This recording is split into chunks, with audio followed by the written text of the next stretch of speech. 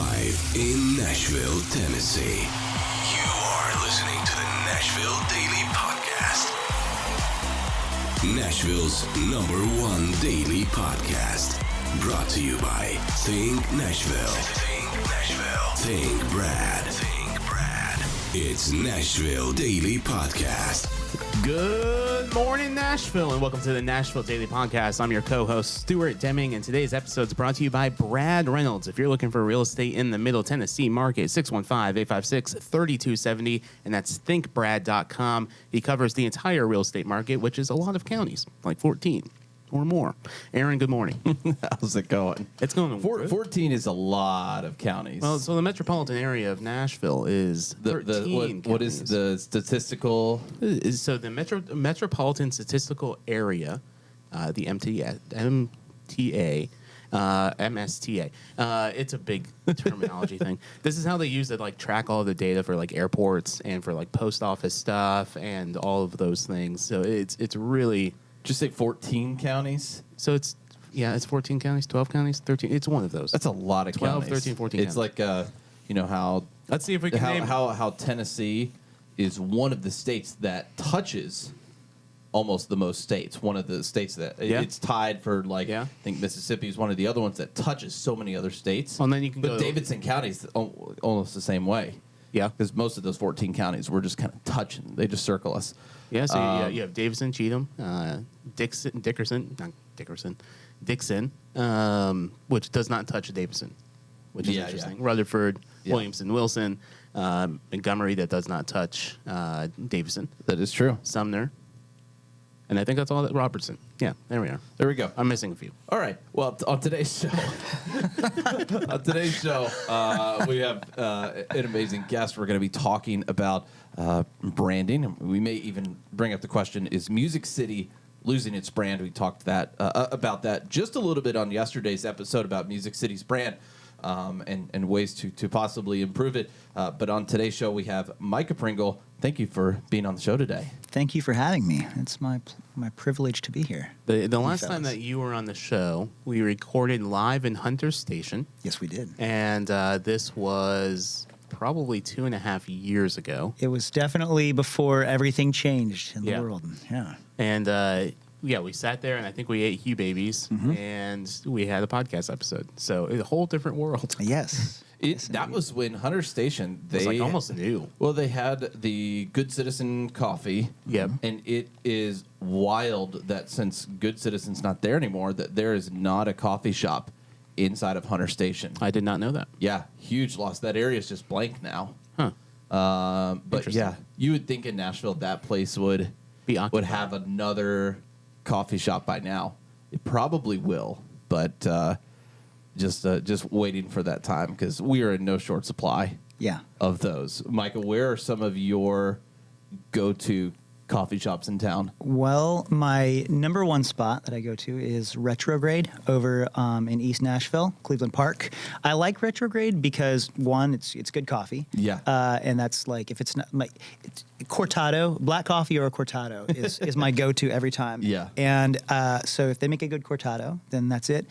But I also like it because the aesthetic reminds me of like being back in Portland, Oregon. And the music and the aesthetic makes me feel like I'm back on the West Coast, which I appreciate. So Before the show, we were talking about cat cafes. We were. And I'm intrigued because I never want to go to a cat cafe. And Yeah. The interesting thing is both of you were talking about cat cafes. And Aaron, you went to one recently in Nashville. Yeah. Tell me about your experience, and then Micah will talk about your experience at a cat cafe. Oh, yeah. So the one that I went to sometime last year, probably in the fall, was close to Opryland. It's that the area that has a bunch of, not the mall, but the area behind. The Music City. Yeah, it has some of the restaurants, some shopping behind the Music City area on the other side of McGavick there on that side. And it's they advertise it as kind of a cat cafe area, but really it's Is it like right next to Nashville Palace?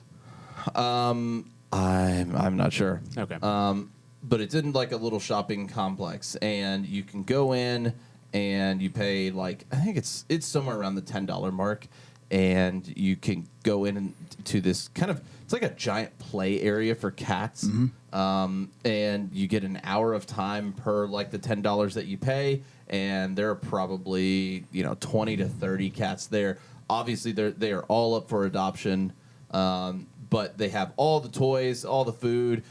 It was actually extremely clean. All the cats were... Did it smell like cats? Ish, but Okay. for 30 cats, it smelled fine. Because there are situations where people can have 4 or 5 cats, and it smells awful. And it smells horrible. Yeah. But no, it was well taken care of, and all the cats are like just dying for attention, so they really like being held. Tons of like kittens there that will just you pick them up and you put them on your shoulder, they fall asleep within like 2 seconds. So I can see how those are effective in really getting cats adopted. But it's really fun. You can get coffee there if you want to, but I don't see Is there cat hair in the coffee? Well, because I didn't get coffee. Most people would assume that I would get coffee anywhere you can, but it's very pointless to get coffee in a place where you're just going to walk in and hold cats. Seems very antithetical. So, but it was cool. I'd probably go back just because it's fun. It's one of those things where, it's a good feeling thing if you like cats to just go in and pet some cats who really want attention and will play. And there's like 30 of them, so it's a lot of fun. Yeah. Good place for kids. Yeah, exactly. Well, that was my experience. Is I took my daughter to a cat cafe, but it was also in Phoenix, not in Nashville, and it was $40 to get in there. That's a high price. Yeah, and it also had coffee. Did not get coffee either. Same reasons. Right. Didn't smell. Although it didn't have like kittens. It was just a lot of cats that clearly had plenty of attention because they really weren't interested in interacting. They were just sitting on shelves around in the corners and flipping their tails and looking at us. And I was like, okay, I respect you. Yeah, I get that. So very different experience in that. We should do an alligator cafe. I'm here for that. That would be interesting. You hold alligators. Florida doesn't already have that? Somewhere. It's a business concept. Have you ever been to a Fuddruckers? I've heard of it. So a Fuddruckers, you're not that far off from... Fuddruckers does have a place in most of them, I believe, where they have like a smaller alligator with its mouth rubber band shut. Yeah. And you go and you take a photo holding this live alligator. Oh, that's cool. So you're really not that far off. Oh. The person who came up with that business model, like, hang on, I've got an idea. Just hear me out. First off, the name. Yeah. That was somebody in a college dorm room, like, oh, we're going to name it Fuddruckers. And, burgers and alligators. What? I'm pretty sure they serve alligator bites, and then you get to hold a live alligator. Is it the alligator you get to hold? No. Oh. No. It's not like a... It's not true farm to table. Yeah, I don't know what alligator farm they would get. Swamp to table. Yeah, swamp to table. Yeah. I think that needs to be a new restaurant down in the bayou. Serious. Yeah. I love that. The farm official swamp to table stamp for somebody who serves fresh lobsters. And if we're riffing on like terrible names, you could call it like swamp butts and then serve like wild boar, like the ham hock. That's fantastic. There you go. So speaking of branding, so you just branded a whole restaurant. Oh, well, there we go. Yeah, That's great. So Micah, give us your background so we can people at home can kind of understand where all this comes from. Okay. So I spent the first several years of my life in a very different sector, just really interacting with people and learning people's stories and how to articulate a story. And then when I shifted careers and I basically kind of fell backwards into brand work. Now, I'm not talking about visual branding like the logo. I have people that I respect and connect others with for that.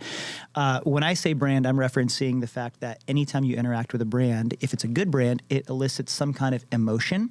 So my job is to help, whether it be a music artist or somebody selling a hot dog, figure out how to take their brand and connect it at an emotional level with their target consumer. And a lot of times they don't understand what their story is, what kind of emotion they want to elicit, or who their consumer should be. So those parts of branding and then the creative output is what I enjoy doing. I kind of I've described it as brand therapy because I found that in a lot of ways, effective branding and getting to it is very similar to what you would do like with your own therapist at an individual level. You're just you're doing your best to get clear so that you can establish some action steps thereafter.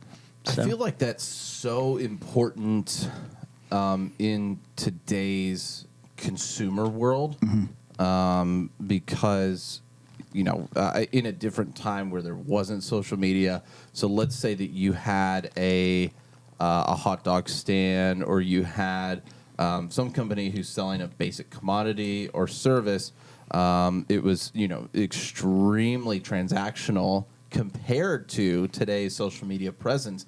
And so when you have companies who are, selling a basic good or service, they're trying to go online. There's probably that seems like probably a lot of where this brand crisis may come from with brands is how do I do this and go online? They probably really struggle to find what their brand is all about when they hit that social media point, when they're ready to start posting and then realize, I don't know what to talk about. Yeah.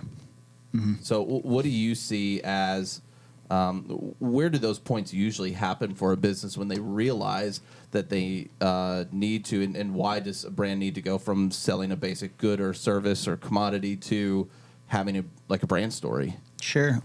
One very common thing is people are really good at describing their product. They're not great at in even attempting to establish why their product is better than the next product over on the shelf that meets the same need for a consumer. But the reality is 80% of our buying decisions, regardless of how an individual is wired, 80% of our buying decisions are ultimately rooted in emotional appeal over logic. That study after study shows that we are emotional beings, and regardless of how much data shows that choice A is the better choice, we will often choose choice B if it scratches a felt need, meets an emotional appeal. I think that you see that a lot. Some obvious examples of that are like luxury consumer goods.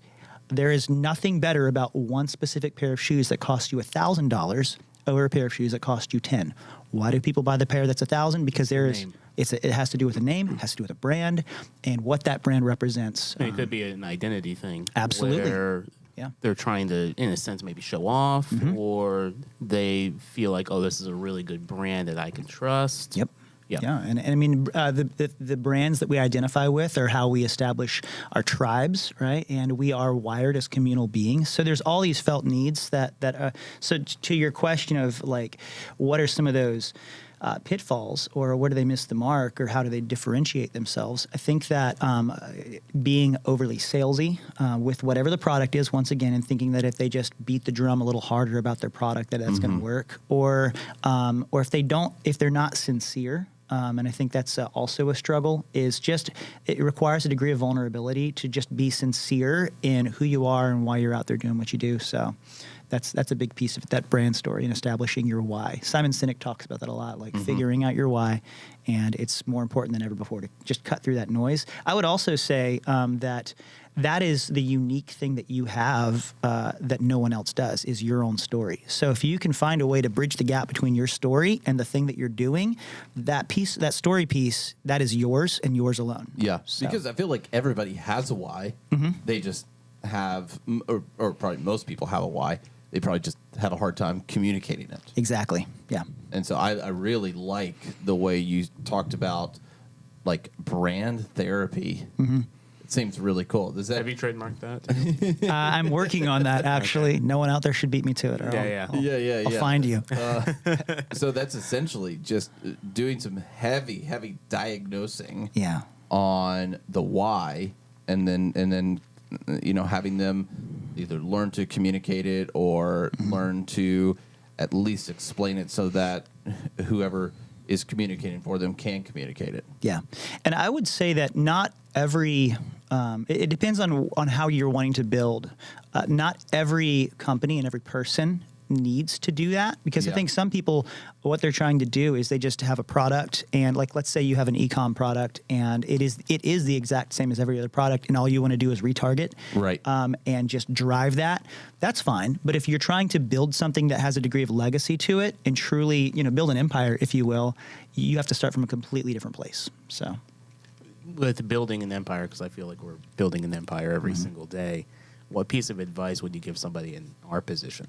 oh boy, I think that when you establish your brand at that, if we're going to riff on the brand therapy piece, establishing your why, your mission statement, your core values, and that being connected to identity versus product, and your own story, what that does is it serves as a true north and as some guardrails. I mean, we were kind of talking about this beforehand, that those guardrails protect you from what might seem like a really great opportunity, but one that would veer you off course. If let's use that North Star example. If you're out at sea, you might have a really great harebrained idea, but if you're trying to get someplace, you stay true north, and you get where you're going, and you don't get there by veering. So distractions will be the death of you every time. So that's why it's important. I want to dig just a little bit deeper, and then we'll get into some Music City stuff, because I think there's a lot to unpack there. But when telling somebody's story, what do you see as the reason why you want to help people tell their story and connect with them, and help them to reach that true north for their business? Yeah. Like for me personally, why is that? My why behind that? Yeah. We're taking that a little deeper. Look at this. What's your why? The turntables have turned. For me, I personally love people's stories. I think that we all have such a unique experience in life, and understanding where someone has come from, and why they are at the point that they're at in their journey. That's just really fun and really intriguing.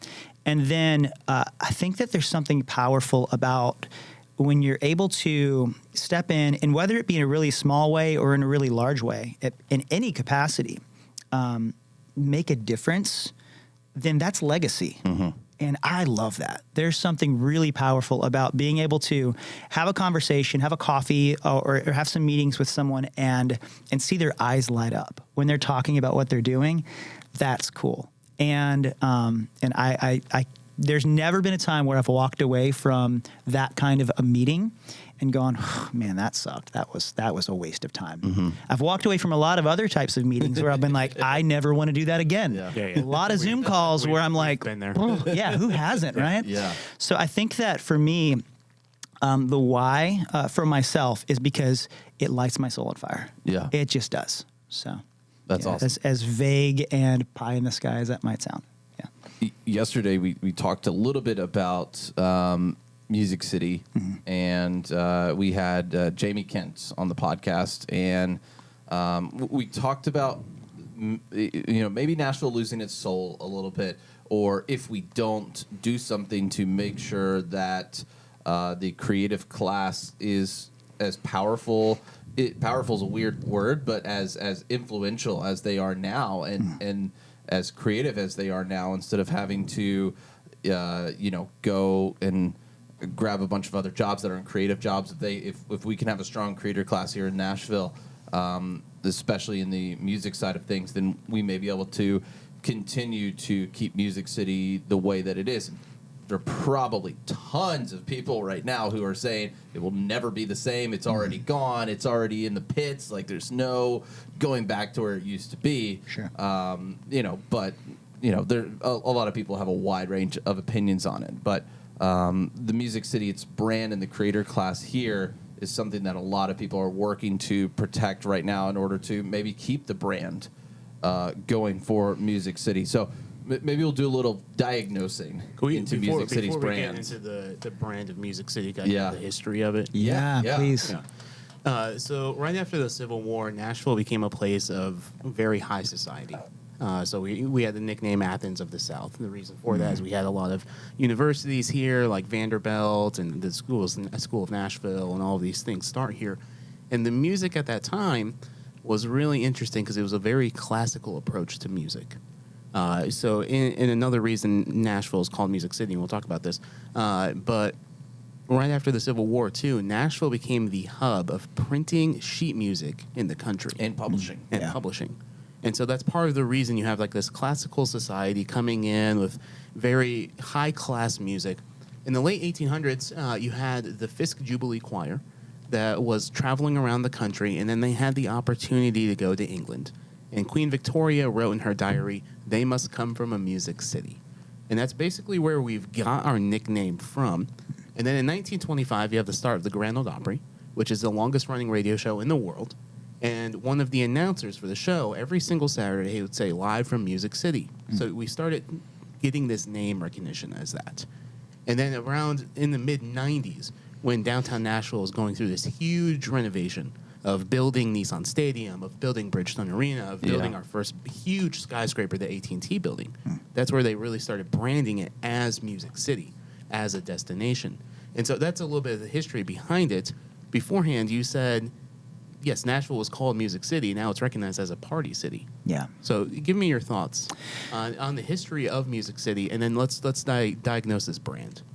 Ooh, okay. Yeah. I think that Nashville is one of these cities that has become a destination that it's probably like, I would say, a lot of other locations where you get what you look for. Interestingly enough, I just saw a TikTok yesterday. Also, I'm a 40-year-old talking about TikTok. That's correct. And I saw a TikTok yesterday where it was this fellow who is a songwriter in town. I saw that exact Did you see that? one. Yep. Yeah. I did not, because I do not use TikTok. Well, would you like to describe it? If it's the same one, which there are not very many about Nashville that pop up. So essentially, this was a TikTok. It was a stitch. And so this was a musician who basically said he tried it for a year and he's out. And then this other songwriter came in and stitched the video, which for non-TikTokers, I mean, he basically, we watch a little bit of the original video, and then the other creator comes in and gives commentary on that one. And so the stitch essentially explains the different sectors of music and how the songwriting world works and how diverse the music industry is here in Nashville, but where to find it. It seemed like the person who was here for a short amount of time didn't really know where to find the true music city, and was very stuck, and this guy really broke down. If you want to go for the songwriter type of thing, if you want to go for the pop thing, here's where you'll find it. And on the surface, it was a lack of community that caused the issue? I think it was that's a factor. Okay. Yeah, for sure. Interestingly enough, he described. I was basically done. Okay. Well, and of these different communities that he was describing, depending on which lane you'd want to be in as a writer, he described what I think is this microcosm as a songwriter that you can really use as, if you zoom out, it applies to the city at large. Yeah. And it was that, a lot of times what happens, people move here with one intent, or they come here with an intent, and then they get kind of sucked into the Broadway experience. I was actually just having this conversation last night with an artist who she's struggling to really build a good band because she's a little new in town, and a lot of the players that she would like to take on tour would rather stay on Broadway. They make more money because they can make more money on Broadway. And they go home every single night. Exactly, versus going on tour. And there's in the video world, there's the same thing. Yeah. We are building a brand that is built out of the creative side of the video and not the corporate side. But corporate pays the bills. Yeah. And so Broadway is akin to, in the creative space, that the non-musicians of working for a corporation or doing corporate contracts, but not putting anything out there that's working with smaller creators or the creative class itself to produce more creative output projects that aren't for either a sales or a marketing or a website piece for a larger company. But Broadway feels like that way for musicians. Like that's where the money is, and that's where a lot of the available gigs are. But that doesn't allow somebody for the time and the space to break through on the creative side of things. Yeah. I think something you said that applies to this idea of what is Nashville's brand? It might be too heavy-handed to say is an identity crisis, but it might also not be, because I think that a lot of people, especially people who've been here for a long time, would resonate with that sentiment. But something you said is corporate pays the bills. Yes. And so much of the decisions that are being made are rooted in the development of the city and following those money lines. And it's one thing to just, take frustration over that. And I think some folks, especially in the creator communities, have, because it starts to price people out that are these level one creators, the people who are behind the scenes that really start generating culture that then other people recognize and can build on. Those early adopters, if you will, those are always people that find locations where they can just afford to live. Yep. And so it's not uncommon to see any area, any city that starts as this wonderful epicenter for creation and creators, as it matures, as it grows, to see that shift over time. And, I think if we were to, one of the things as far as a brand is concerned is I like to think about a brand as an individual. If you were to humanize a brand, what's that journey look like? What's that maturation look like? And I think that what we see in Music City is very similar to the maturation of any creative individual. Well, not any, that's an overstatement, but some creative individuals, in that you start out a little altruistic and you have an idea, and then as you grow and as you mature, tyranny of the urgent, real world bills, if you will, come into play. And so you start making decisions that are a little less based in what you might have started in. There's a fella I know, to kind of use that same example, who is a guitar player. He's been a touring musician, a producer for a long time. He is actually shifting careers into a medical career because he's decided that he has, real bills and real things to deal with. And so in a similar way, I think we're seeing that some with Music City. Now, there is this, if we want to use the word identity crisis or a crisis of brand that's happening, in that how do you maintain the culture that catapulted it into the spotlight in terms of music, and not just country music, but a lot of other sectors as well.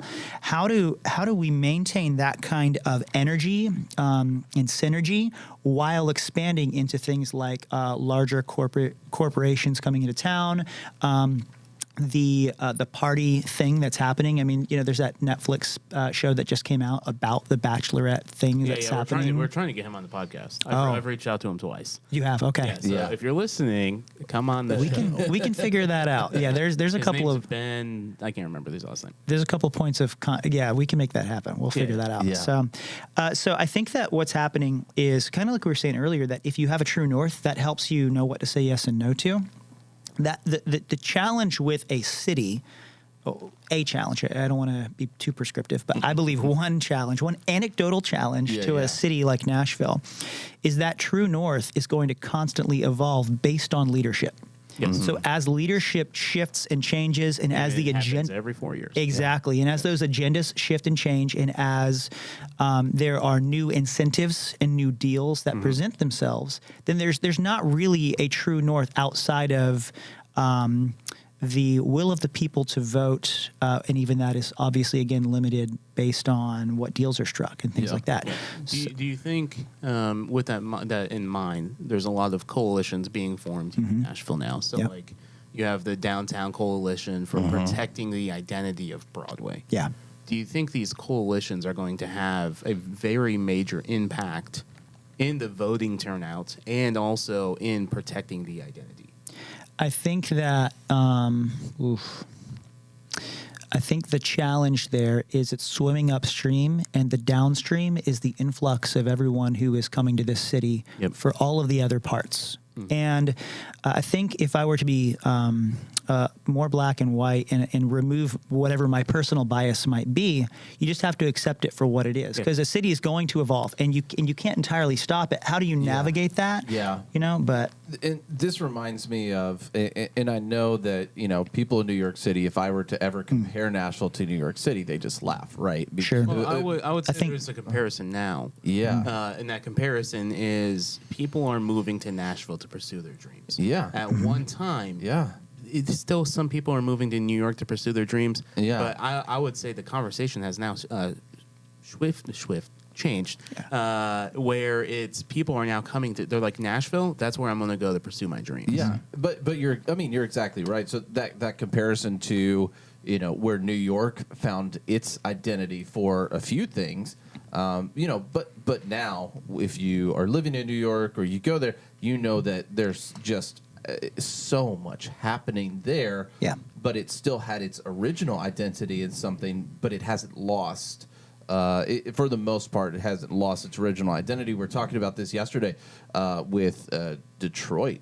It's still people will still call it Motor City. Yeah. And it's lost all of that. Sure. Yeah. And so maybe it's hard for Nashville to lose that brand because if we're getting a new stadium, if we get an MLB team, if we're building the East Bank, basically another downtown coming into Nashville. Oh, and then tomorrow we're talking about a brand new neighborhood called South Bank. Yeah. Yeah. So with all of those things coming in, you can't. You're exactly right. You can't.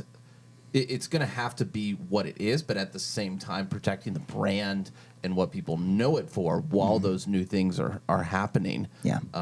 Because if we stop those things from happening, you really have the chance with Nashville's growth just halting that stuff all together, and then you lose every economic opportunity that was right there in front of you. And so the challenge is, how do you maintain the brand and the perception, also keeping it actually authentic to that perception, but also just the growth in Nashville, keep it exploding like it is. Mm-hmm. One thing that stood out to me when you were just saying that was BNA.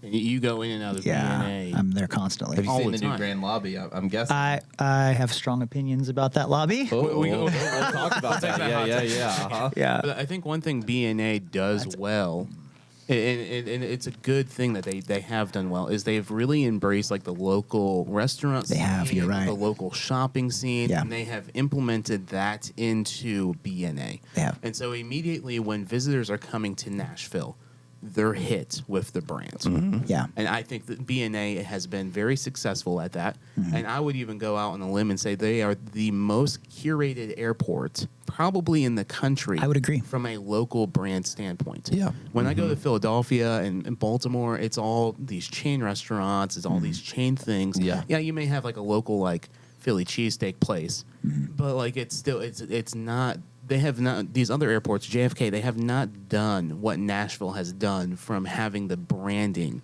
immediately in your face when you get here. Yeah. What's your thoughts on that? Well, I think you're right, and what's interesting, I think that you see this across the city. It's kind of again the airport, the new lobby is a microcosm of I think the city at large, and it's that they try to place care in representing like local business, for instance, and some of the development that we're seeing. While placing such an emphasis in some areas, there's these massive oversights in other areas, and in areas that I would say are what have given a platform for business to thrive. An example of that, the new lobby experience with it is slower than it used to be, and It seems, from a time perspective, it seems slower. yes, it is now. Maybe that's just been my experience, but I even have a clear pass, so I get to skip the line, and I still. Last time we were there because we've filmed in that lobby a couple of times to kind of Capture. see it and Yeah. show it. And the clear pass line Was longer than the normal line. Wow. Yeah. I was like, I really feel bad for everybody who has a clear pass right Yeah. now. It was so long. Yeah, no, I haven't experienced that, but what I thought was so interesting is the new machines that they use. Oh, yeah. I are- like those. Well, that's because you're not a musician, ironically. Well, I've been. They had one machine like Yeah. that prior. Yeah. And I got to go through it one time. I normally have to take out my laptop, Sure. camera, batteries, and shoes, phone, wallet. And I usually have about 5 to 6 bins that I would normally empty out when I travel.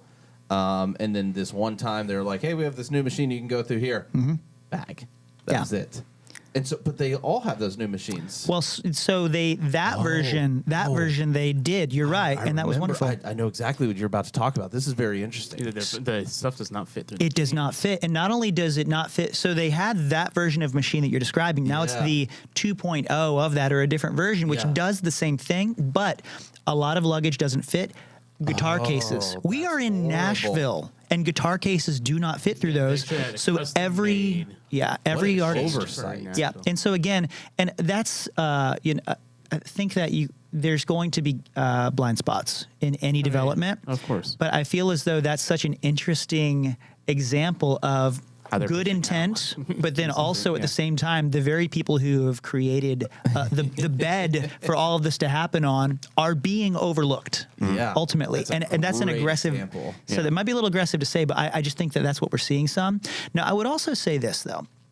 I used to bounce in and out of Nashville back in the day when I was involved in music, more on the playing side, and had friends that had moved here and not only chased the dream, but are seeing it realized. And now being on the side of the industry that I'm on, there is still incredible opportunity. Nashville is still a town that that genuinely there's a lot of really incredible and genuine people who want to see artists of all different mediums and obviously music thrive and succeed. And doing it on their own, Yes. independently, not tied to a corporation, but Yeah. fully self-employed. A lot of people Yeah. doing that on the art side in all genres of the art world. Yeah, and I would say that in some regards, the old guard on the music side that is less prevalent than it used to be, as we are in this creator economy where I think that you find what you look for. By the old guard, you mean like the radio guys and the yes. stuff that blocked, like Gatekeepers. Friday. Right. You have Yeah. to go through a Yes. certain system in Yeah. order to make it. Yeah. Yeah, and now, I mean, I can list off a handful of places that if you're an artist and you want to meet other great artists, just go to one of these different spots any given night of the week and meet people. You have to put yourself in the room, and I find that again, you find what you look for every time, and this is still a city with incredible opportunity, whatever sector you're in. I'd say but it's still the gold mine of America right now. yeah, it really is. I mean, some of my closest friendships and even business partnerships have been struck up in a coffee line. Yep. You know, so it's still a small town in a lot of ways. Yep. What's your thoughts on Nashville being a 10-year town? Oof. In which regards? From a musician's perspective, Sure. So a lot of musicians have said year 10-year 10 is town. when I made it. Yeah. And I'm approaching year 10. Yeah. And I feel like I'm about to. I'm not in the music, but I feel like I'm about to make it. Well, I think that's why I asked in which regard, because I think that rule can apply to almost anyone in any sector. And I know that Nashville has that label assigned to it. But if you think about a trajectory in any career, again, this is probably a little bit of an overstatement. Things take time. Yeah. And again, I would say because of the relational equity that can be at play here if you choose to, that can even be expedited some. You know, I have friends that are artists that they've been here a lot less than 10 years. And I have a friend who's an artist manager. He's been here like 8 months longer than me is all, and they're doing incredible. And I think of as a Brett, our sales guy, you'll probably have an opportunity to meet him soon. I know he has seen stuff that most artists won't see because of the relationships Aaron and I have. Yeah. And he has been able to meet incredibly talented people that have helped his journey, and now his numbers on his songs are skyrocketing. Yeah. And I know that's because of the relationships that Aaron and I have had. Yeah. Yeah. Yeah, relationships that's business 101. It's business relationship. is relationships. It is. It really is. And so I would say, even like if whether it be the city of Nashville, a quick zoom out, right? When we were talking earlier about just brands in general, that's a piece of this digital economy that we're in. Is you still, whether it be through a screen or in the same room as somebody, it's about establishing a relationship. So If you, I'm gonna make you do more hot takes on. Oh, boy. Music City brand. Okay. So Butch Spearden, the guy who essentially made He made Nashville. He made Nashville what it is today. He's retiring. or taking a step back, he doesn't use the official word retiring because he's still because he still wants to get a Super Bowl here. small role. Yeah. If you were to step in his place, your eyes just got so wide. Oh, no. If you were to step in his place for let's say a week. Yeah. You're director of Visit Music City for a Sure. week. Yeah. What are some things that you think you would do to keep the brand alive with Music City? Well, the first thing I would do is I would hire a party bus and I would put a gold throne in the middle of it. And I would just drive down Broadway with some whiskey in one hand. And I would just look at people and go, I'm the captain now. That's what I would do first of all. And you have to establish authority, right? Yeah. So that's the first thing I would do. Sorry, I don't. What was the question exactly? If you That answer was great. Well, so what would I don't really. I think that a big factor is the stakeholders, right? Yes. Like who are the people that are intimately involved in pulling some of these levers? And there's all this new development that's, we've highlighted, is happening and is about to happen. And it's a matter of understanding what these. I mean, this is more of the political jockeying, but like sure. at the end of the day, if it all really does center around relationship and influence, if you're trying to lead and leadership, if we're gonna riff on John Maxwell for a second, if leadership is influence, then I think that's where I would start. But so long before I would ever address any of the brand stuff. So, Sure. Yeah. That's I like your first answer. Yeah, I like my first answer better too. Also, I say that partially because I just turned 40 in November, and I said that's all I wanted for my birthday was to literally ride down Broadway by myself, middle of the day on a Saturday, make this happen. with legitimately make this happen. like a gold crown, you know. Make this happen. There's a party bus that I've seen. Yeah. This is not the exact version Okay. of your vision, but Yeah. it's a party bus with a bunch of just giant recliner chairs where you watch television inside of it.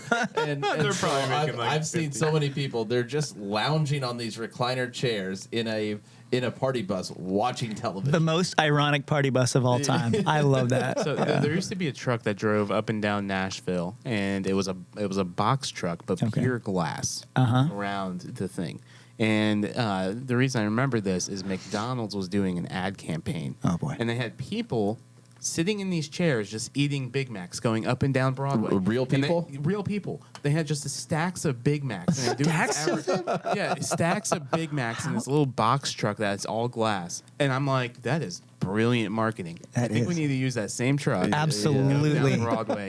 And it says, I'm the captain. I'm the captain now. Just- And it's a Yeah. whole brand. It's a whole for your new Yeah. launch of your new website. Yeah, I have I actually have this gorilla thing that I want to do. I can't talk about it I yet. used to have a gorilla suit. But it's Yeah. okay. And, I used to run around into coffee shops and just go ape.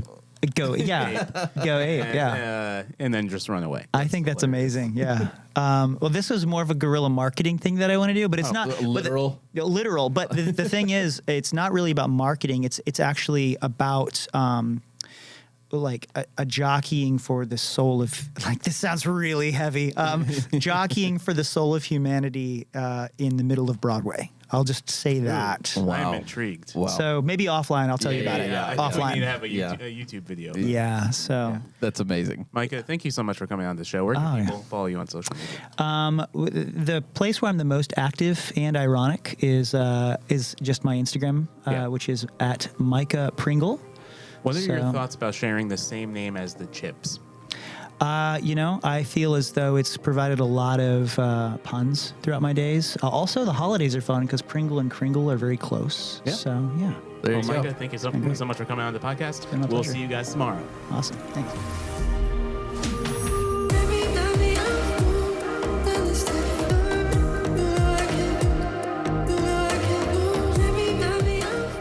Thank you for listening to the Nashville Daily Podcast. If you want to learn more, head to NashvilleDailyPodcast.com. You can also follow us on social media at explore.nash on Instagram, Nashville Daily Podcast on YouTube, and explore.nash on YouTube as well. The Nashville Daily Podcast is an Explore LLC production, copyright 2023.